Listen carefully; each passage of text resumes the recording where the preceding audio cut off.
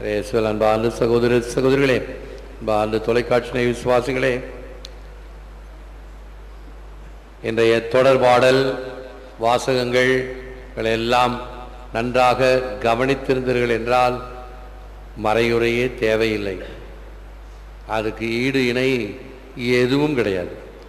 தொடர்பாடல் படிக்கப்பட்டதே, படித்ததை காதால் கேட்டீர்கள்.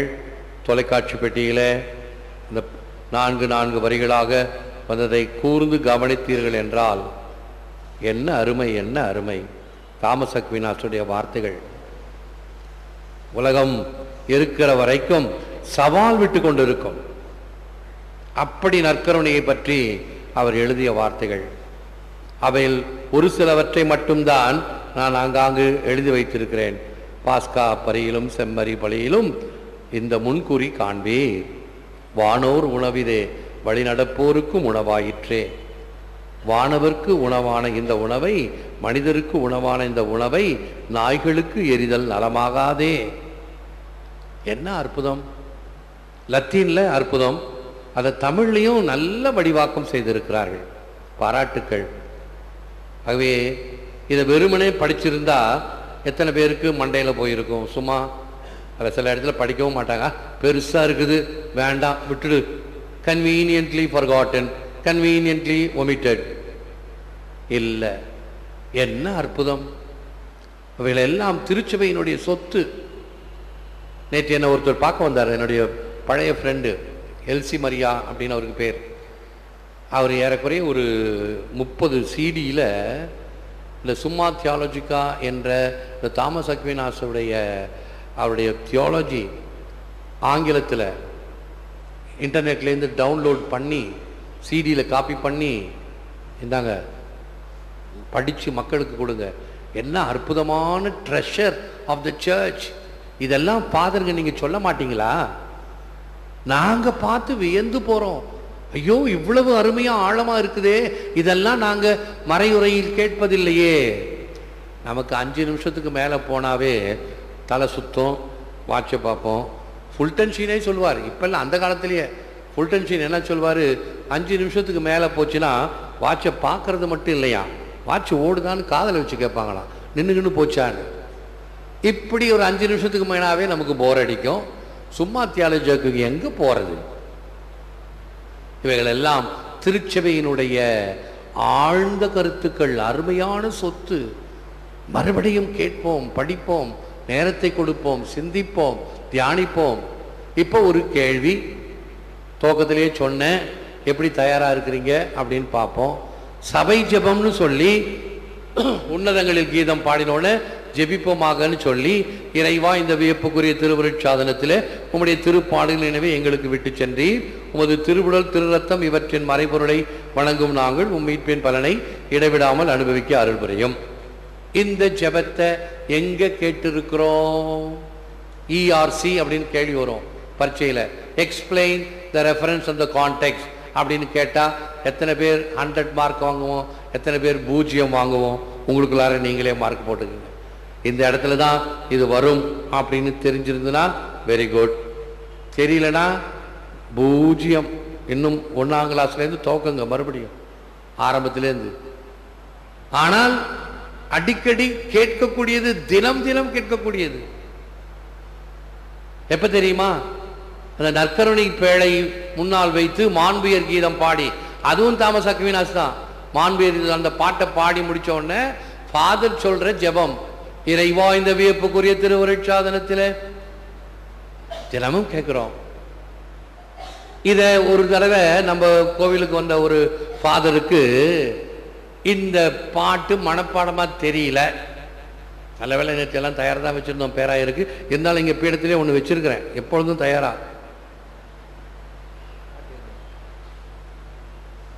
சப்போஸ் யாராவது வந்து தெரியலன்னா உடனே எடுத்து பாடுற மாதிரி. இதான் இறைவா இந்த வியப்புக்குரிய திருவருட்சாதனத்தில். இதை பாடி பாடி எனக்கு மனப்பாடமாக எனக்கு தேவையில்லை. ஒரு நாள் ஒரு ஃபாதர் வந்தார், ஜெபம் எங்க காணாமேன். உடனே சக்ரிஸ்டன் ஓடி போய் தேடி எடுத்து வந்து கொண்டாந்து கொடுத்து அப்புறம் பாடினார். இதை டிவியில் பார்த்துட்டு இருக்கிற தேங்காய்த்திட்டு ரோட்டில் ஒரு தம்பி கோழிக்கறி கடை வச்சிருக்குது. அந்த தம்பி ரொம்ப நல்ல விசுவாசமுள்ள தம்பி. என்கிட்ட வந்து, ஃபாதர் இந்த ஜெபம் மனப்பாடமா எனக்கே தெரியும். அந்த ஃபாதருக்கு ஏன் ஃபாதர் தெரியல? அன்னைக்கு தடுமாறினாரு, அந்த ஜெபம் வேணும்னு எத்தனை தடவை சொல்றோம்? உண்மைதானே?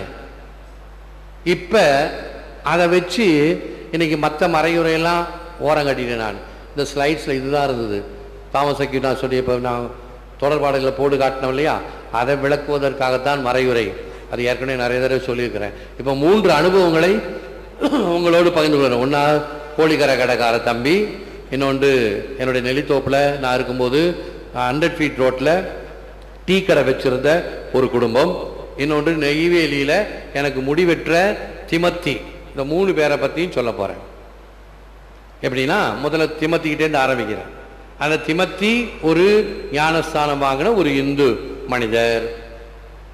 ஞானஸ்தானம் வாங்கின பிறகு, இயேசு அவரை தொட்ட பிறகு, இந்த மனிதன் எவ்வளவு தூரம் அந்த வாஞ்சியாக இருந்தார் என்றால், மாதத்துக்கு ஒரு தடவை முடிவெட்ட அரை வீட்டுக்கு வருவார். பக்கத்து நிலத்தை வந்து அந்த தோட்டத்தில் போய் உட்காந்து துண்டெல்லாம் போத்திக்கிட்டு முடி வெட்டுவார். நான் கல்கண்டு புத்தகம் படிப்பேன். அப்போ கல்கண்டு ரொம்ப ஃபேமஸ். ஒரு சின்ன சின்ன துண்டுகளாக இருக்கும், செய்திகள்லாம் இருக்கும். அதெல்லாம் படிச்சுக்கிட்டே இருப்பேன். அவர் முடி வெட்டுவார். அவர் எனக்கு சொல்வார், ஃபாதர் பைபிள் படிங்க ஃபாதர். ஏன் ஃபாதர் கல்கண்டு படிக்கிறீங்க அப்படின்வார். யோ, நான் முடிவெற்ற நேரையா, இந்த நேரத்தை தானே நான் படிக்கிறேன், பைபிள்ல நான் படிப்பேனையா, படிக்காம இல்லையா? இல்லை இல்லை, நேரம். அப்போ கூட பாருங்க, அவன் அந்த வேதத்திலிருந்து கொட்டேஷன் சொல்லுவான். மனுஷன் நேரம் கிடைத்தாலும் கிடைக்காவிட்டாலும் ஆண்டவரை நீங்கள், அடே அப்பா போதுண்டா சாமி, நீ முடிவெட்டு வாயை திறக்கக்கூடாது அப்படின்னு அவன் சொல்லுவேன். சரி ஃபாதர். அப்புறம் மெதுவாக திருப்பி வாயை திறப்பான். ஃபாதர், எனக்கு ஒரு வேண்டுகோள், எனக்கு ஒரு பொருள் வேணும், கொடுப்பீங்களா? என்னப்பா வேணும்? எனக்கு ஒரு படம் வேணும். அந்த படம் எப்படி தெரியுமா இருக்கணும்? இயேசு சாமி நின்று கதவை தட்டி கொண்டிருக்கிற மாதிரி ஒரு படம். அந்த படம் எனக்கு வேணும். உனக்கு எதுக்குப்பா வேணும்? என் கடையில் நிறைய பேர் முடிவெட்ட வராங்க. வழக்கமாக முடிவெற்ற கடையில எல்லாம் இந்த பலவிதமான குத்து சண்டை வீரர் அல்லது நடிகை, இவங்க படம் தான் நிறைய இருக்கும். இவன் பாருங்க எப்படிப்பட்ட ஒரு ஆசீர்வதிக்கப்பட்ட மனுஷன். எனக்கு இயேசு சாமி படத்தை என் கடையில் வைக்கணும், பார்க்கிறவங்க மனசை அவர் தொட வேண்டும், தட்ட வேண்டும், திறக்க வேண்டும். Praise the Lord. சாதாரண முடிவெற்றவன், அவனுக்கு இருக்கிற வாஞ்சை நமக்கு இருக்குதா? பாரம்பரிய கத்தோலிக்கன்னு பேசிக்கிட்டு இருக்கிறோமே, ஜவடால் விட்டுக்கிட்டு இருக்கிறோமே, கொஞ்சமாவது நினைச்சு பாருங்க. அது மட்டுமல்ல, வெறும் வாய் ஜவடால் மனுஷன் கூட கிடையாது. இன்னும் ஆழமாக போருங்கள். அவன் மனைவி அவன்கிட்ட கோபம் விட்டுட்டு போயிடுச்சு, ஓடி போயிடுச்சு. திருப்பி முடிவெட்டும் போது சொல்றான், என்ன இருந்தாலும் என் மனைவியை ஆலயத்தில் சத்தியம் செஞ்சு தானே நான் ஏற்றுக்கொண்டேன், அவளை மன்னிச்சு மறுபடியும் நான் ஏற்றுக்கொள்கிறேன் சாமி. அவளை நான் திட்டல, கோபத்தில் திட்டல, என்ன இருந்தாலும் என் மனைவிதான். எவ்வளவு உயர்ந்த உள்ளம்! சாதாரண முடிவெற்ற பரியாரி. உள்ளத்தால், எண்ணத்தால், செயல்பாட்டால் நாம் கேள்விக்குறி. நம்பர் 1. நம்பர் 2, 100 அடி ரோட்டில் ஒரு டீ கடை. செல்வம் அப்படின்னு ஒருத்தர், அவர் சேலத்திலேருந்து வரார். சேலத்திலேருந்து குடும்பத்தோட பாண்டிச்சேரிக்கு வரார். அப்போ நான் நெல்லித்தோ பங்கு சாமியார். அங்கு சேலத்தில் என்னுடைய ஃப்ரெண்டு சாமியார்கிட்டேருந்து கடிதம் வாங்கிட்டு வர்றார். ஃபாதர், இந்த குடும்பம் பாண்டிச்சேரிக்கு வராங்க, உங்களுடைய பங்கில் தான் வந்து தங்க போகிறாங்களாம். ஆகவே அவர்களை உங்களுடைய பாதுகாப்பில் ஒப்படைக்கிறேன், அவர்களை வழி நடத்துங்கள். வரும்போது எல்லாம் இந்துக்கள். செல்வம், அவருடைய மனைவி, மகள், மகன், எல்லாம் சின்ன பிள்ளைங்க. பாண்டிச்சேரிக்கு வந்துட்டாங்க. வீடு போய் மந்திரிச்சேன், ஃபாதர் நாங்கள் ஞானஸ்தானம் எடுக்கணும், நாங்கள் எல்லாம் தயாரிக்கப்பட்டு இருக்கிறோம், ஜெபம் தெரியும், மறைக்கல்வி தெரியும், நீங்களும் என்ன சொல்றீங்களோ கேட்குறோம், செய்கிறோம். எங்களுக்கு ஞானஸ்தானம் கொடுத்து எங்கள் குடும்பம் முழுவதும் ஆண்டவர் இயேசுவை ஏற்றுக்கொண்டு இருக்கக்கூடிய வகையில் நாங்கள் வாஞ்சையாக இருக்கிறோம். Very good. ஏற்றுக்கொண்டு தயார் செய்து ஞானஸ்தானம்லாம் கொடுத்தாச்சு. ஃபாதர், எங்களை எங்கேயாவது ஒரு பள்ளிக்கூடத்தில் என் பிள்ளையை சேருங்க, 2 பிள்ளைங்களையும், மகனையும் மகளையும். அப்படியே அவங்கள என் காரில் எடுத்துக்கிட்டு நேராக சென்ட் பேட்ரிக் ஸ்கூலுக்கு போனேன். ரெஜிஸ் சாரை பார்த்தேன். சார், பிள்ளைங்களை சேர்க்கணும், நான் தான் ஞானஸ்தானம் கொடுத்தேன், இந்த பங்கில் இருக்கிறாங்க, தாராளமா ஃபாதர். கத்தோலிக்க பிள்ளைகளுக்கு கொண்டு வாருங்கள், ரெக்கமெண்டேஷன் பண்ணுங்கள், ஏற்றுக்கொள்கிறோம். அவர்களுக்கு தான் முதலிடம் முக்கியத்துவம். Praise the Lord. மறுபடியும் அங்க படிச்சாங்க, மறுபடியும் சொல்றேன் அந்த முடிவு. இப்ப அந்த பையன் லண்டன்ல இருக்கிறான், மிக சிறந்த வேலையில. அங்க இருக்கக்கூடிய கோவிலுக்கு தினமும் சென்று கொண்டிருக்கிறான். எப்படி உருவாக்கம் பெற்றவன். இப்ப செல்வம் கடை, செல்வத்தை பத்தி பருவம். இவர் தினமும் காலையில 4:30 மணிக்கு அந்த டீ கடையை திறப்பார். அப்பெல்லாம் அன்பொலி டிவி ஓடிட்டு இருக்குது நம்முடைய பாண்டிச்சேரியில். 4:30 மணிக்கு அன்பொலி டிவியை வச்சாருன்னா அந்த இறை இறக்கத்தின் அந்த ஜெபமாலை ஓடிக்கிட்டு இருக்கும். அந்த ஓடிட்டு இருக்கு, சத்தமா வைப்பார். ஒவ்வொரு காதில் எல்லாம் ஒலிக்கட்டும், ஆண்டவர் இயேசுவின் குரலை கேட்கட்டும். பிறகு என்கிட்ட வந்து கேட்பார், ஃபாதர் நல்ல நம்முடைய பாடல்கள் சிடி எல்லாம் கொடுங்க, ஆவே மரியா MP3 சிடி எல்லாம் எடுத்து கொடுப்பேன். எப்பொழுதும் அந்த கடையில் சாமி பாட்டு தான் ஓடும், சினிமா பாட்டு அல்ல. நம்முடைய வீடுகளில் ஓடுவது என்ன? கேள்வி நம்பர் 2. அந்த குடும்பம் முழுவதும் இப்பொழுது ஆண்டவர் இயேசுவில் தொடப்பட்ட நன்றாக ஆசீர்வதிக்கப்பட்ட குடும்பமாக இருக்கிறார்கள். பையனுக்கும் கல்யாணம் ஆயிடுச்சு, பொண்ணுக்கும் கல்யாணம் ஆயிடுச்சு, ஆசீர்வதிக்கப்பட்ட குடும்பம். அது இன்னும் கூட கொஞ்சம் தொடர் கதையெல்லாம் இருக்குது. வேறு கனெக்ஷன் வரும்போது அந்த கதை ஒன்று சொல்லுவேன், நிறையா இருக்குது. அனுபவ பகிரும்.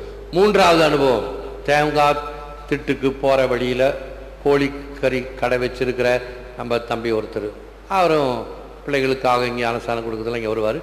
அந்த பையனும் அப்போ டிவியில் இப்போ அன்பொலி இல்லை, அவன் என்ன செய்வான், செல்ஃபோனில் இந்த பூசைகளை பதிவு செய்து செல்ஃபோனில் டவுன்லோட் பண்ணிக்கிட்டு செல்ஃபோன் இயர்ஃபோன்லேருந்து எடுத்து ஆம்பிளிஃபையரில் வச்சு பூசை ஓடும். இந்த பூசை அங்கே ஓடும். தேங்காய் திட்டில் போகிறவங்கெல்லாம் கேட்டுகிட்டே இருப்பாங்க, என்னையா இது, அந்த அரியாங்குப்பம் சாமியார் பூசை வைக்கிற மாதிரி இருக்குது, இங்கே வந்து பூசை வைக்கிறாரு. இல்லை டிவியில் நான் எடுத்தேன். தினம் தினம் அன்றைய திருப்பலியை அவன் மறு ஒளிபரப்பு பண்ணுவான். தினம் நற்செய்தியை அறிவிப்பவருடைய மலரடிகள் எத்துணை இனிமையானவை. நாம செய்யறோமா? கேள்வி நம்பர் 3.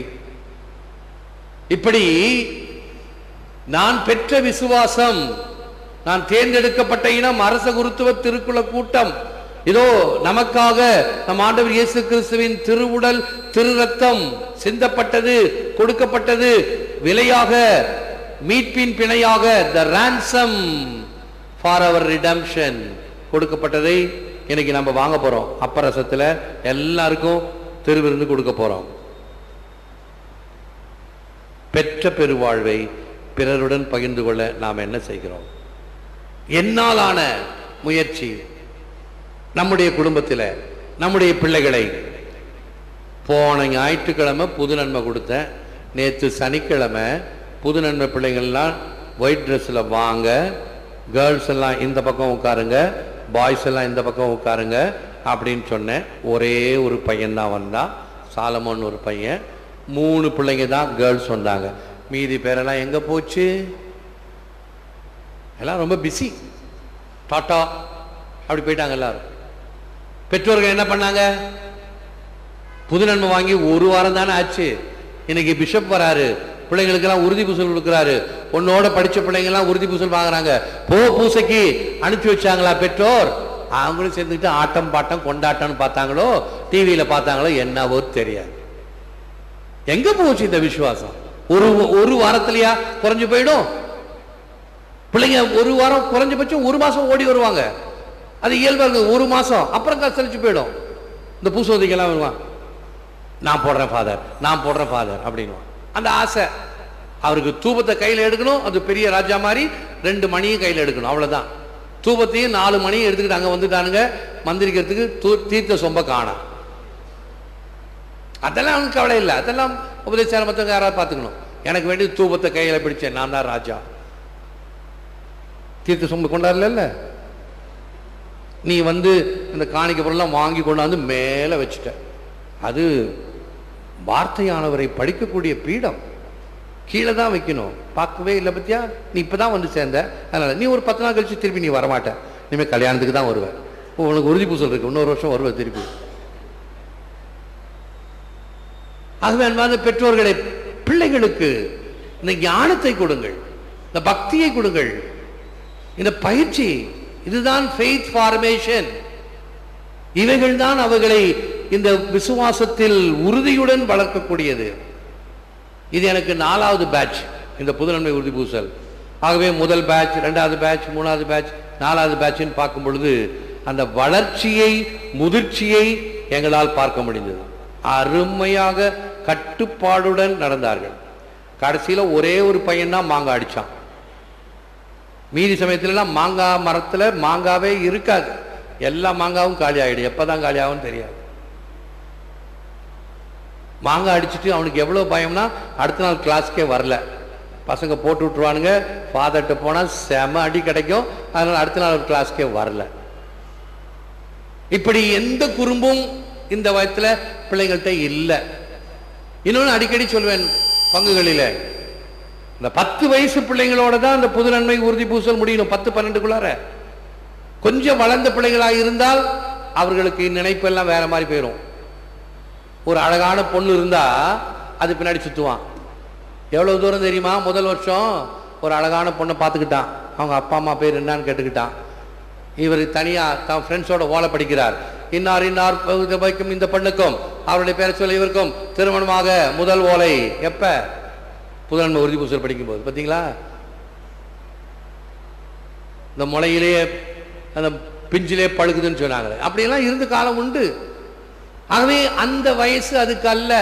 10 வயசுக்குள்ளார பிள்ளைங்க இருந்தா ஏஞ்சல்ஸ் மாதிரி இருப்பாங்க, இந்த எண்ணங்கள் இருக்காது. பொம்பளை பிள்ளைங்க பின்னாடி போக மாட்டாங்க. பையன்களும் சொல்லல, பாய் கேர்ள்ஸும் ஒன்றும் குறைஞ்சல. 2 ஆப்பையும் கழண்டாப்பேன். பசிலிக்காவில் நான் இருக்கிறேன் பங்கு தந்தை இல்லத்தில்.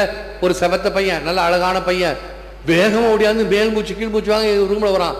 என்னடா வேகமாக ஓடியார? 2 பொண்ணுங்க என்னை துரத்திக்கிட்டு வருது ஃபாதர்னா. அவளுக்கு வெளியே நின்று சிரிச்சிட்டு இருக்கிறாளுங்க, அவனை கலாய்க்கிறாளுங்க. 2 பிள்ளைங்க, 2 பொம்பளை பிள்ளைங்க. ஆகவே அந்த வயது என்பது 10 வயதுக்கு தாண்டினோன்னு இந்த பக்தி, இந்த கட்டுப்பாடு இதெல்லாம் போயிடும். அந்த 10 வயசுக்குள்ள இருக்கிற பிள்ளைகளுக்கு அதுவும் அல்ல, இன்னும் கூட அந்த டீனேஜ் இருக்காங்களே 17, 18, அவங்களுக்கெல்லாம் இந்த டச்சிங் அவங்களுக்கு தெரியும். யாரு தப்பாக தொடுகிறார்கள் அந்த பிள்ளைகளுக்கு தெரியும். அது அன்பார்ந்த பிள்ளைகளே, இதெல்லாம் சைக்காலஜி. பிள்ளைகளுடைய இந்த ஃபெய்த் ஃபார்மேஷன்ல இதெல்லாம் வருது. படிப்பு ஒரு பக்கம், ஒழுக்கம் ஒரு பக்கம், கட்டுப்பாடு ஒரு பக்கம். இவைகளை எல்லாம் ஒருமுனைப்படுத்தி வளர்ப்பதுதான் நம்முடைய விசுவாச வாழ்க்கை. பெற்றோரும் சரி, பள்ளிக்கூடத்திலையும் சரி, பங்கு அளவிலும் சரி. ஆகவே நாம் இந்த ஆன்மீகத்தை கொடுக்கிறோம். அந்த ஆன்மீகம் எங்கே போகிறது? நம்முடைய உடலில, நம்முடைய வாழ்க்கையில, நம்முடைய பிள்ளைகளுடைய வாழ்க்கையில இவைகள் எல்லாம் மிக சிறந்ததாக இருத்தல் வேண்டும். அதற்கு உறுதுணையாக இருப்பது மறைக்கல்வி, இந்த அருட்சாதனங்கள், வழிமுறைகள், நெறிமுறைகள். கண்டிப்பும் வேண்டும், அதே சமயத்தில் கரிசனையும் வேண்டும். இதை பெற்றோர்கள் கொடுத்தால் மிக சிறந்த சமுதாயத்தை நாம் உருவாக்குகின்றோம். எதிர்காலத்தில் அவர்கள் எத்தகைய சவால்களுக்கும் அவர்கள் துணிந்து நிற்பார்கள். இந்த காலமானது மிகப்பெரிய சவாலை நமக்கு கொடுத்து கொண்டிருக்கிறது. ஆண்டவர் இயேசு கிறிஸ்துவை ஏற்றுக்கொள்வாயா? ஏற்றுக்கொள்கிறேன். நேற்று உறுதி பூசல் பிள்ளைங்கள்லாம் அந்த பரிசுத்த ஆவியினுடைய வல்லமை வரும் பொழுது அந்த திரிகளை எல்லாம் உயர்த்தி பிடித்தார்கள். இதோ பரிசுத்த ஆவியை பெறுகிறோம், அந்த உயிர் துடிப்புடன் வாழ்வோம் என்ற பசுமையான நினைவு அவர்களுக்கு இருக்கும். அப்படி அந்த வழிபாட்டில் பங்கேற்கக்கூடிய வகையில் அவர்கள் பயிற்றுவிக்கப்பட்டார்கள். உறுதி பூசல் வாங்கணுமா? தேவையா? 700 ரூபாய் காசு கேட்கிறார் இந்த ஃபாதர். 700 ரூபாய். கையில புஸ்தகம் கொடுக்கணும், நோட்டு புத்தகம், அலங்கரிக்கப்பட்ட மெழுகு திரி கொடுக்கணும், அப்பரச காணிக்கை கொடுக்கணும், திருப்பலி கருத்துக்கள் கொடுக்கணும், அந்த சொல்லிக் கொடுக்குறவங்களுக்கு ஓனராரியம் கொடுக்கணும், பிஷப் ஓனராரியம் கொடுக்கணும், போட்டோ எடுக்கிறதுக்கு 4 காப்பி போட்டோ உங்களுக்கு வரும். எல்லாத்துக்கும் சேர்த்து ஒட்டு மொத்தமா கணக்கு பண்ணி புது நன்மைக்கு 600, 700 ரூபாய். இந்த 700 ரூபாய்க்கு நொந்துகிட்டு உறுதி பூசல் வேணுமா?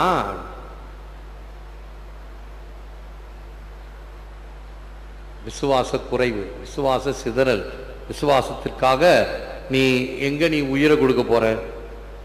இதுக்கே நீ தயங்கினா வேளாங்கண்ணிக்கு போய் மண்டையில் இருக்கிறது தான் கொடுப்ப, அதுக்கு மேலே கொடுக்க முடியாது உன்னால்.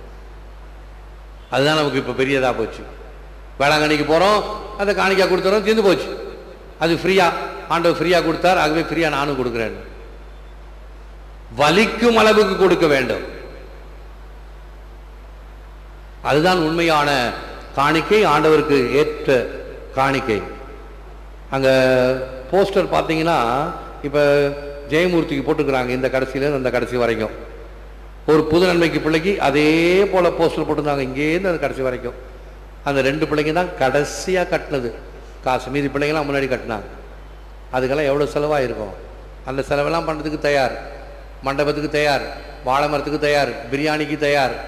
ஆனால் ஆண்டவருடைய காரியத்துக்கு கருவித்தனமும் கஞ்சத்தனமும் கடைசியாக இழுத்து பிடிக்கிறதும் மேலைங்களையும் பார்க்குறதும் செலவு பண்ணணுமா? அப்படி உள்ளத்தின் ஆழத்தில் விசுவாசம், ஆண்டவருக்கு முதலிடம் முக்கியத்துவம் கொடுக்க வேண்டிய வகையில் இருத்தல் வேண்டும். வானோர் உணவிதே வழிநடப்போருக்கும் உணவாயிற்று. மனிதருக்குரிய இந்த உணவை நாய்கட்கெறிதல் நலமாகாதே. ஏற்று வரமருளும் இறைவா, காக்கும் கரங்களினால். ஆமென், ஆமென்.